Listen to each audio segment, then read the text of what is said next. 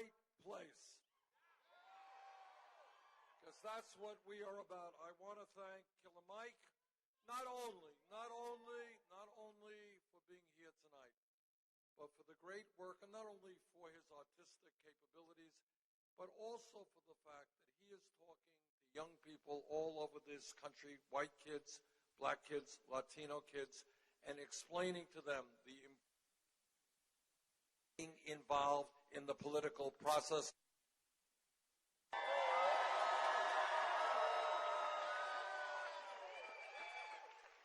Okay, I'm running for president because it is just too late for establishment politics and establishment economics. This country faces some very, very serious problems. And the people who are going to solve those problems are not people who are taking huge amounts of money from Wall Street, from the pharmaceutical industry, or the fossil fuel industry.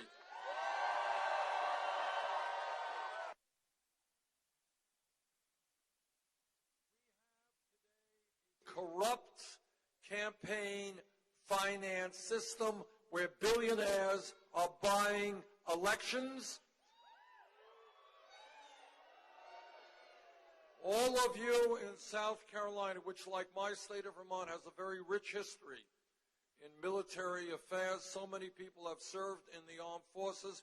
People fought and died to preserve democracy, not to have billionaires buying elections.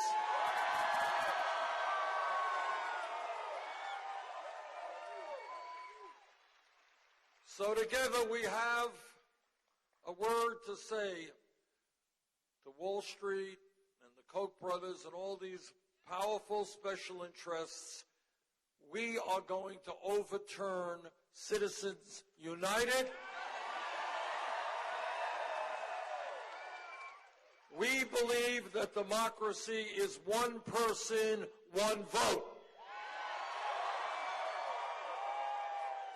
And we also have a message to those governors and those legislatures who are working overtime trying to suppress the vote. And that message is, we are going to stop you too.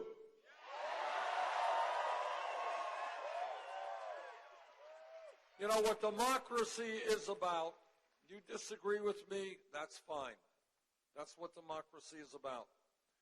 But when you have governors who are working hard to make it difficult or impossible for people to participate in the political process because they may vote against them, that is political cowardice.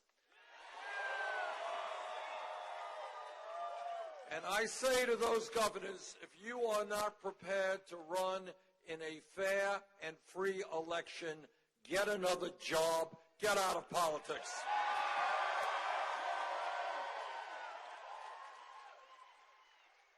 What this campaign is about is not only talking about a corrupt campaign finance system, it's talking about a rigged economy. Now, in South Carolina, in Vermont, all over this country, we're seeing something very strange going on. We're seeing people working not just one job, working 2 jobs, they're working 3 jobs. And yet, despite the fact that mom's working, dad's working, the kids are working, turns out that 58% of all new income created today is going to the top 1%.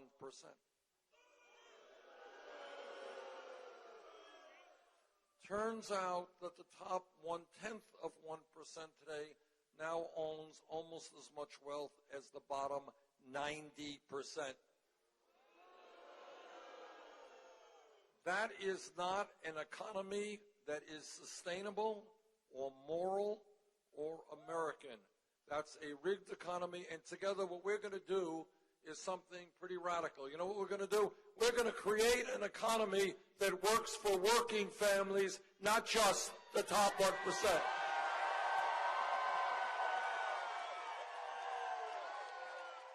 And this is how we are going to do it. we are going to raise the minimum wage in this country to a living wage. The $7, I just talked to a woman today. She works at Domino's, I think. She said she works for $7.25 an hour. $7.25 an hour is not a living wage, it is a starvation wage. And what we intend to do together is to raise that minimum wage to $15 an hour over the next few years. In America, people who work 40 or 50 hours a week should not be living in poverty.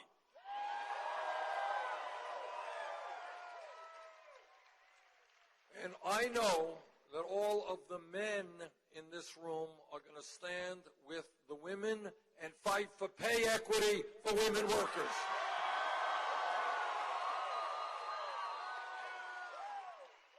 Women should not be forced to work for 79 cents on the dollar compared to men. That's sexism. That's wrong. Together we're going to change it.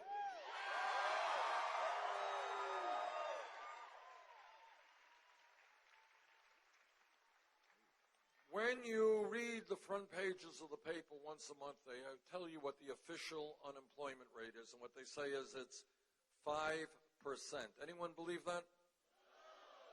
You're right, it's not. Because there's another government report that says if you include those people who have given up looking for work, those people are working part-time, real unemployment is close to 10%. And youth unemployment for high school graduates is off the charts.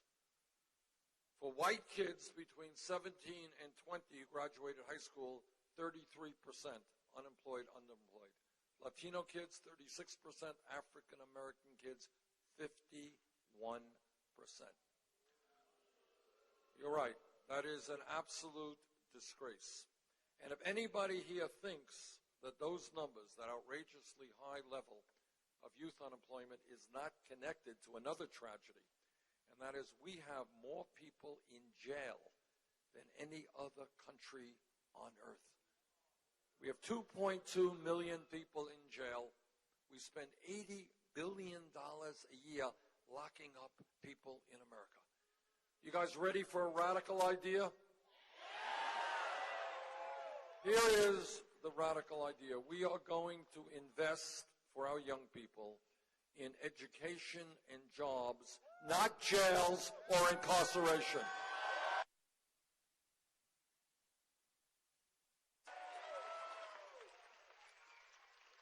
And not only are we going to do a much better job in keeping kids out of jail because they're going to be working or they're going to be in school, we are also going to make certain that this country reforms a broken criminal justice system and that we end institutional racism in the United States.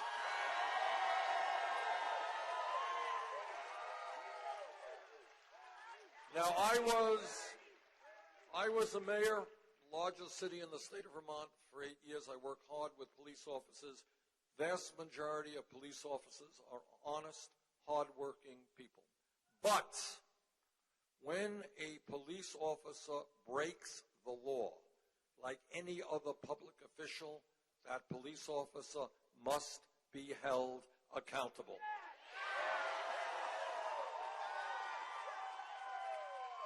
We must move toward the direction where we understand that lethal force is the last resort, not the first resort. We have got to demilitarize local police departments so they don't look like occupying armies. We have got to make police departments look like the diversity of the communities they serve. In my state of Vermont, many parts of this country, we have a very serious problem with opiate addiction, with heroin addiction. And what we have got to understand is that substance addiction is not a crime. It is a health issue which has got to be treated as a health issue.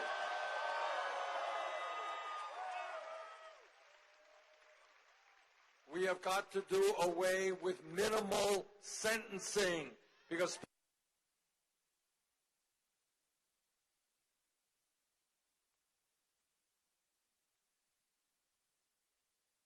people agree with me, some of you may not. But I think we have to rethink in a fundamental way the so-called war on drugs.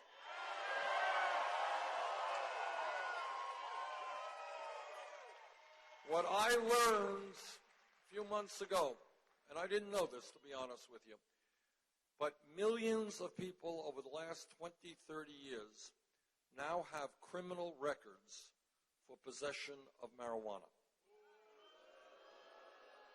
And what happens when you have a police record and you go and apply for a job? It is harder to get that job, harder to get other things that you may.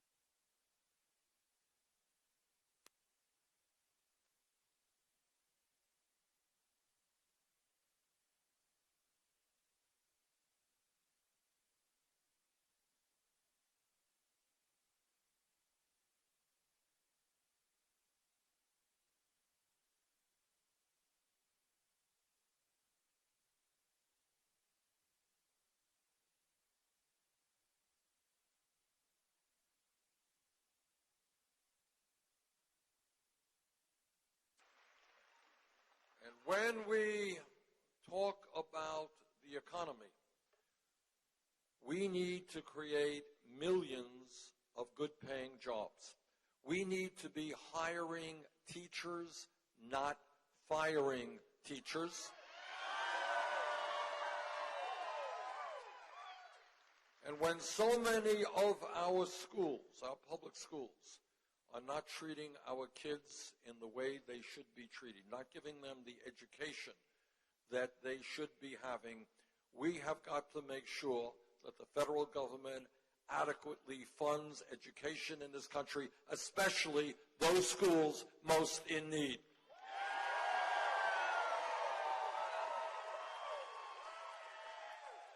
And when we talk about education, let me say this, everybody here knows that we live in a highly competitive global economy in the way they should be treated, not give workforce education in the world.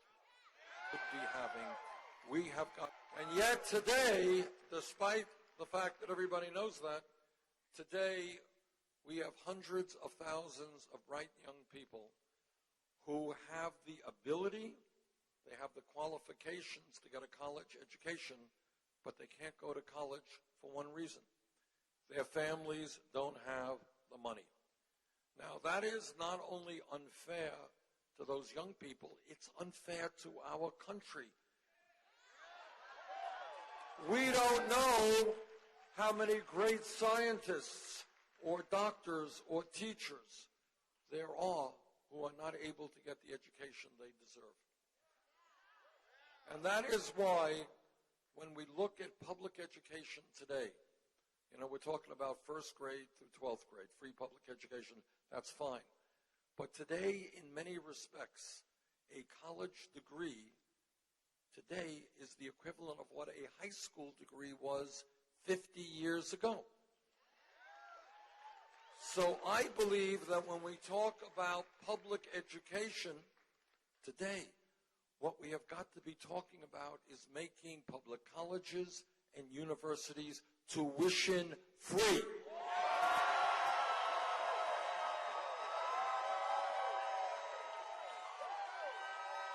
Now, my father dropped out of high school, never made much money, and my mother graduated high school. That was her education.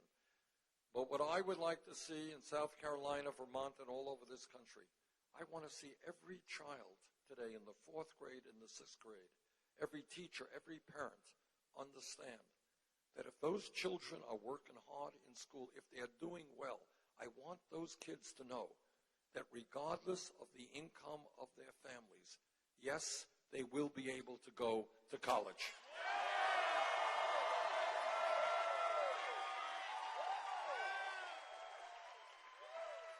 And there is another issue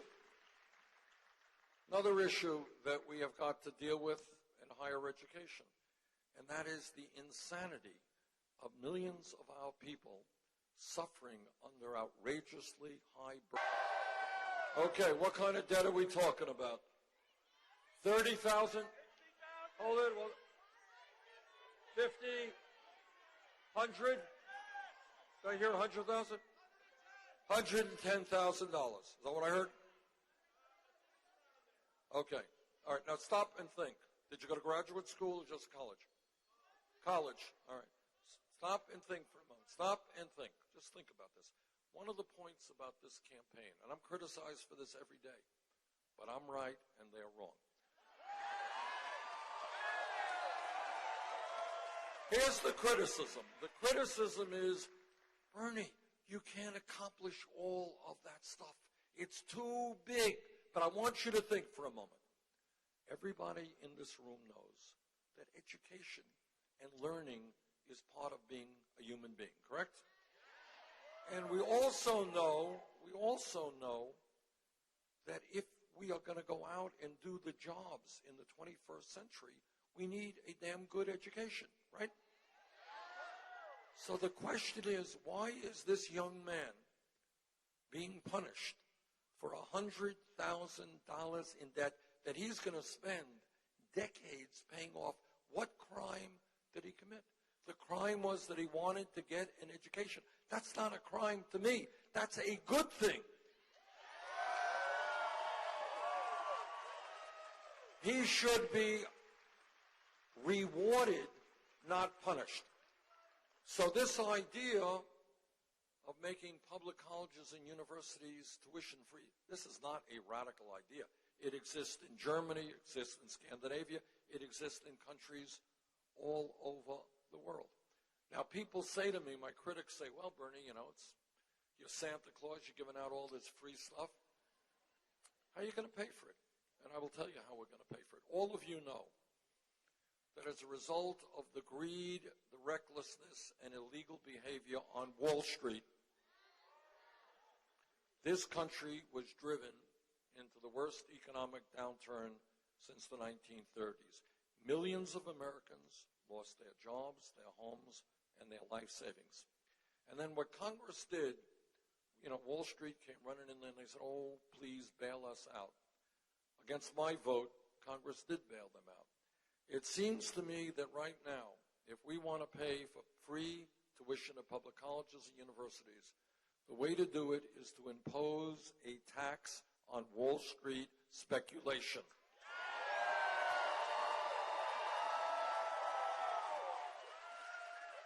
Not only is that a good thing from a financial perspective in tampering down speculation, but it will also raise the money we need to substantially lower student debt and make public colleges and universities tuition free. The bottom line here is, when Wall Street was in trouble, you bailed them out. The middle class is in trouble today. It's their time to help the middle class.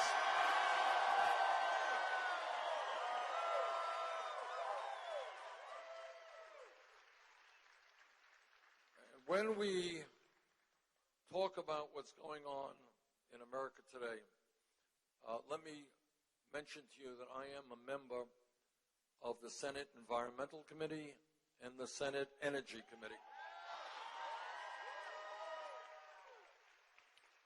And in that position, I have talked to scientists all over our country and all over the world. Now, I know that within the leadership here in South Carolina, they may not agree with me.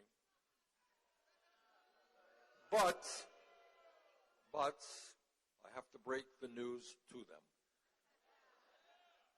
The scientific community is virtually unanimous. Climate change is real. It is caused by human activity. It is already causing devastating problems all over this world. And what the scientists are telling us, and this is scary stuff, what they are saying is if we don't get our act together in the next few years, this planet, by the end of the century, will be 5 to 10 degrees Fahrenheit warmer. That means more drought, more floods, more extreme weather disturbances, more acidification of the ocean, more rising sea levels, more international conflict as people fight for limited natural resources. In my view, we have a moral responsibility to leave this planet in a way that is healthy and habitable for our kids and our grandchildren. And in my view, what that means is having the courage to take on the fossil fuel industry and telling them that their short-term profits are not more important than the planet we leave to future generations. So our job is to transform our energy system away from fossil fuel to energy efficiency and sustainable energies, wind, solar, geothermal, and others.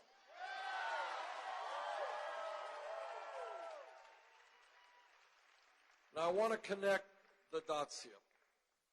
When I talk about a corrupt campaign finance system, people say, well, that's interesting, but what does it really have to do with my life?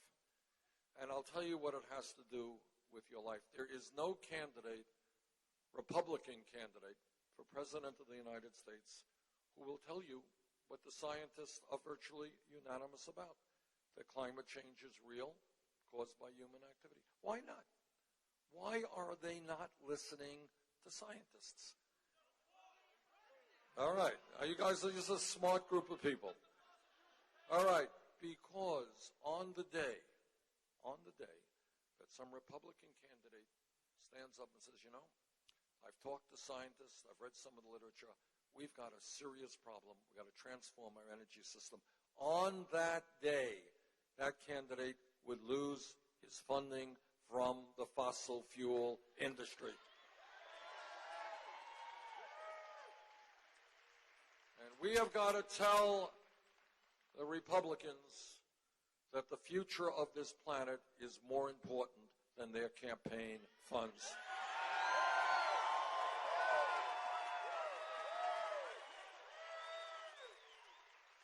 Now, let me tell you something else that I've been criticized for.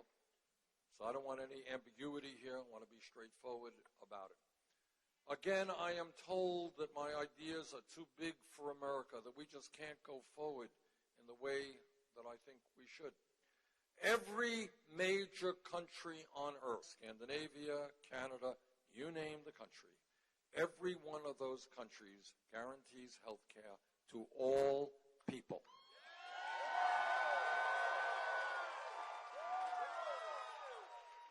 Now, I am a member of the committee, the Health, Education, Labor Committee, that helped write the Affordable Care Act. Affordable Care Act has accomplished a lot of good things. And by the way, when we wrote that bill, I have to be honest with you, I did not hear one word of discussion, not from Republicans, Democrats, anybody, that there would be governors in this country, like the governor of South Carolina, who rejected Medicaid expansion.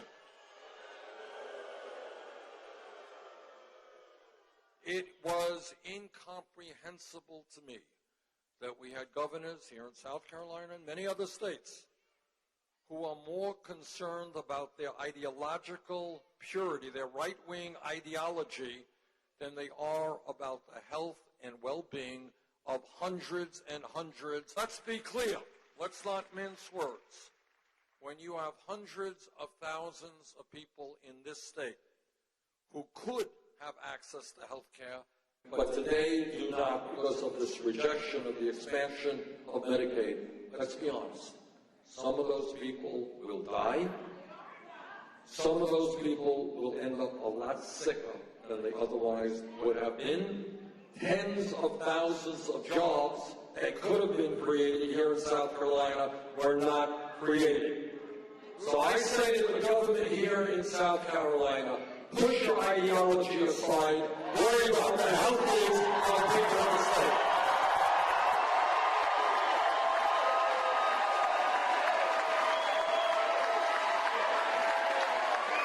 let me also say that while the Affordable Care Act has done a lot of good, we can do and should do better.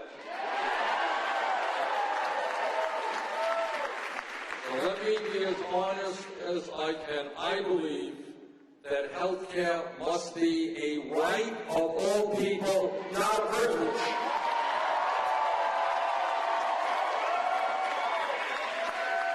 Today, we've got 29 million Americans, despite the gains of the Affordable Care Act, we have 29 million Americans who still have zero health insurance. Okay. We have even more people who have large deductibles and co-payments. Anybody here with a large deductible? What are we talking about for deductibles? 6,000? How much? Okay, what else? 3,000, 3,600, 5,000, all right, 6,000. No, 7,000. It's like an auction. I think you lose. But actually, you don't lose. I mean, I've talked to people in large families that have $13,000 deductibles. What does it mean if you don't have a lot of money and you have a large deductible? You don't go to the doctor when you should. See, you have health insurance, you know, if you get run over by a bus, it works. But if you need to go to the doctor, you're sick, it doesn't work. And let me tell you something, because I've talked to doctors all over the country. What do you think happens when people don't go to the doctor when they should go to the doctor? Right. And I have talked to the doctors, and the doctors tell me that they have patients who walk into their office much, much sicker than they should be. And the doctor says, well, why didn't you come here when you first felt your symptoms 6 months ago? The patient says, well, I had no health insurance, or I had a high deductible and I couldn't afford to come. Some of those people die. In fact, thousands of people in this country die every single year because by the time they go to the doctor, it is just too late. You're right. And then you have another outrage. We have the pharmaceutical industry in this country. You are aware of the pharmaceutical industry in this country. These are the biggest rip-off artists in the history of the world.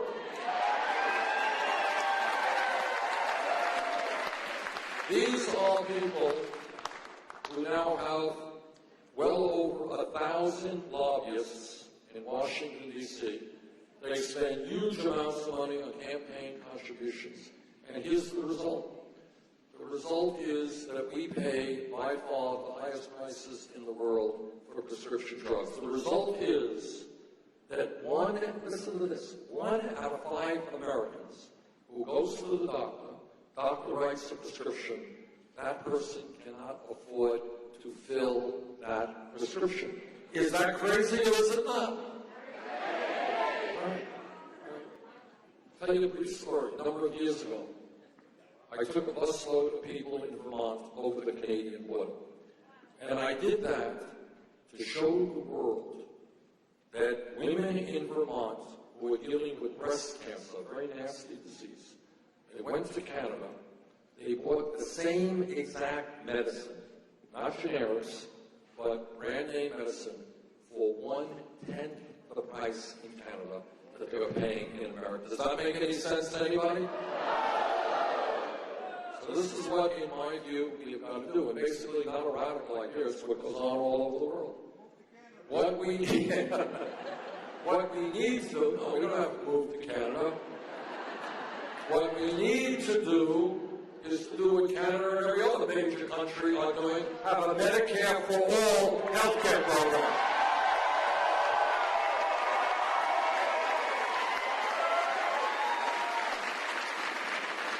My friends, what this campaign is about, what the political revolution that I'm advocating is about, is the following. And I'm the only candidate for president who will tell you this.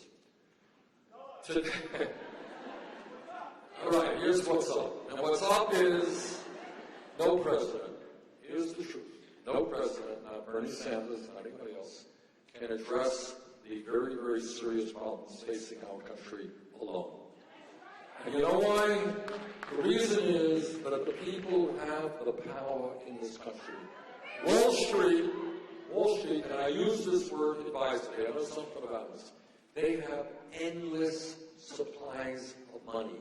Endless supplies. There is no limit to their money. Corporate America, who would shut down a plant in South Carolina tomorrow and move to China if they can make an additional $5. Okay? You got the corporate media, which determines what you see and what you don't see. You have wealthy campaign contributors. These people are enormously powerful. They have the money, they have the economic power, they have the political power. The only way that we deal and solve the enormous problems facing our country is when millions of people, including many working class people who have given up on the political process, many young people who have never been involved in the political process, when those people and many others stand up and they say, you know what? In this country, our government belongs to all of us, not just the 1%.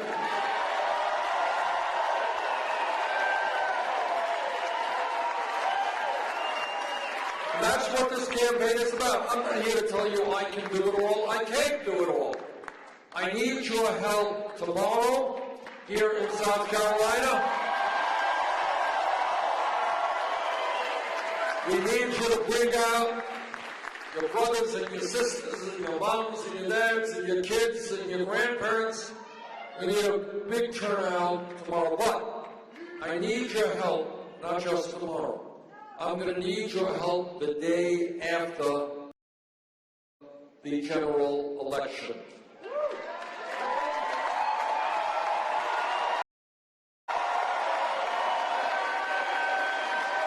Now, all of you know, if you study history, that real change always takes place, not from the top on down. It's from the bottom on up. Real change takes place when people look around them and say, you know what, the status quo is not working. You know, whether it is workers' rights, or civil rights, or women's rights, or gay rights, whatever it may be. People are saying, you know what, we have got to bring about change. Now is the moment when we need real change in this country. Now is the moment when we make health care a right for all, when we make paid family and medical leave a right for all, when we make public colleges and universities tuition-free, when we raise the minimum wage to a living wage, when we create millions of jobs. Millions of jobs rebuilding our crumbling infrastructure. Now is the time to tell the large profitable corporations and the wealthiest people in this country, yes, they are going to start paying their fair share of taxes.